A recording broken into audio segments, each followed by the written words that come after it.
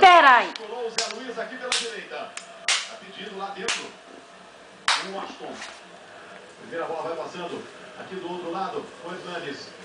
Zé Luiz, boa jogada. Vai embora. Pierre pra cima dele com falta. Fica sentindo ali o jogador do São Paulo bem à frente. Bem à frente do Ceará. Ele está sentindo o cotovelo esquerdo. E agora o Muricy Ramalho está explicando para o Hernandes a respeito de como é que ele quer que jogue. Está pedindo para o Hernandes jogar mais. Aparece mais, Hernandes. Joga mais, Hernandes. É o que ele está dizendo. Olha, daqui a pouquinho a gente vai acompanhar o treino da seleção brasileira em Guayaquil, em ao vivo. Segura aí. Só dá um tempinho que daqui a pouquinho a gente vai ver com o Fernando Fernandes esperando a seleção brasileira 24 horas por dia, antecipando as coisas do Brasil na televisão. Vamos para a cobrança do Jorge Wagner.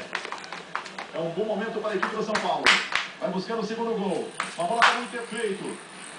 Vai tirando lá do outro lado Danilo. Evandro. Faz a proteção, parte para frente, boa bola, hein? De um lado tem o Keirson, do outro o Lênin, se manda o Cleiton Xavier. Vai embora o Cleiton Xavier, adiantou demais essa bola e ela fica com o Rogério Ceni. Vamos ver a seleção brasileira. Fernando Fernandes, o que está acontecendo aí em Guayaquil, Fernando? Obrigado, Théo José. A seleção brasileira chegou a cerca de 10 minutos aqui. A rapaziada já começou aquele bate-bola.